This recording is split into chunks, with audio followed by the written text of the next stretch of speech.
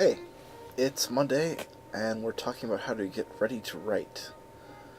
I'm going to be doing a little sketching because it's more interesting to look at than my face. I'm going to be practicing how to do isometric art, which I'm pretty bad at. You'll see me erase a lot of things, and I draw a guy who definitely couldn't fit in his own house. Oh well. So, to get ready to write, I usually try to read something really good because somehow that helps kind of give me something to shoot for or something. It's nice. Then I try to spend some time thinking, especially on a walk. This is like the hardest part because I can't really do this if people are nearby, and it's hard to do at home because there are lots of distractions there, like the internet. So I often go walking at 1 in the morning when no one is outside in the streets in the dark, in the rain, which is actually pretty great. If only I lived in the countryside, I could just sit under a tree, but I don't. I just can't be alone with my thoughts if someone is watching me.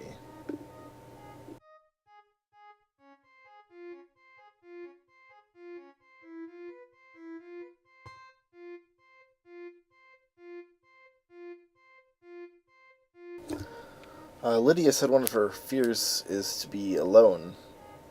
Uh, Actually, that's like one of my fantasies, just being alone on the earth without anybody else. Waking up and finding the whole world empty, no people anywhere at all. Sure, I'd get lonely, but it would be great. It'd be nice too. I could get a lot of reading done. You know, the food would be bad, but I think it'd be pretty great.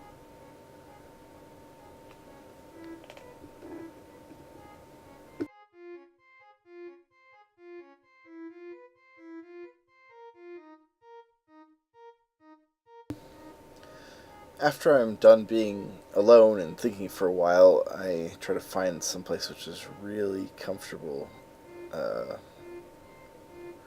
some place where it's just the right temperature and I don't have to worry about anything for a while.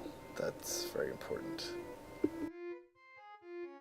At this point, after thinking and being alone and in a comfortable place and reading some good stuff, if you're the creative type, your sense of reality is probably going out of focus a little bit because that kind of thing for a creative type can be like doing some weird drugs for a normal person. So you could do something to ground yourself in reality, such as reading random Wikipedia articles. That's what I like to do.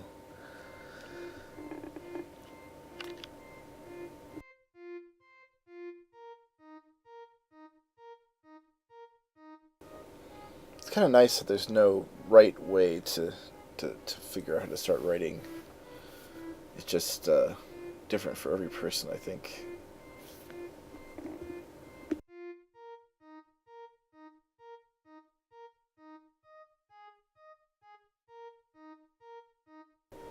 Just remember before you start writing, when you put the first words on the page, that someday you'll die, and in the land of death, you'll meet all of the great writers that you really want to impress, and probably some people you're very attracted to, and who knows what else. Weird supernatural creatures, giant heads that float through the sky and command you to do things.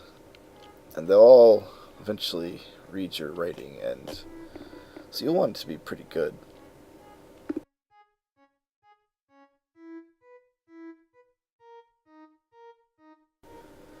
Sorry about your cat, Devin. Poor, poor little guy.